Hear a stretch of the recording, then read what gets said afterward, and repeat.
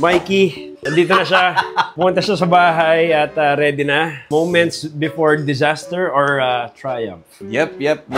Elia!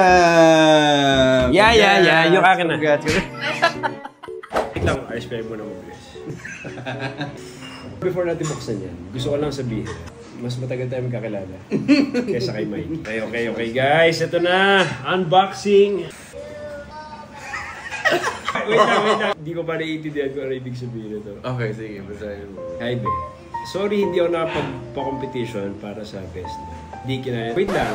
Ba't kay Mikey English? Basahin mo naman. Pero sa lahat, gusto ko malaman mo na even though we understand that and are embracing the changes in our lives and am reassuring you that I've never felt that I lost my best friend.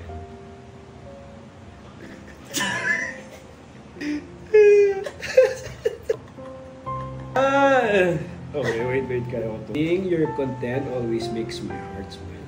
I wouldn't be here, happy and in love with Isa the way that I am if you didn't become an important part of my life. I won't miss having you with me for this. So, if may time ka pa, you will be my groom's best. Asan yung best? Wait na, naiyak pa ako. Hindi, talo pala ako. Tama naman. Tama. Dapat ba best man? Oo. Siyempre naman. Totoo na yun. Oo naman. Kanalain, kakalendar natin to. Andre Salvi keychain. Okay, Mikey. Ikaw ang nanalo.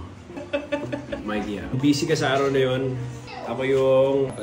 Hindi, ako yung understudy. Ako yung understudy, Mikey. May taping. May taping. Or ano, whatever. Sa araw ng... Sorry, for some reason. I'm your understudy.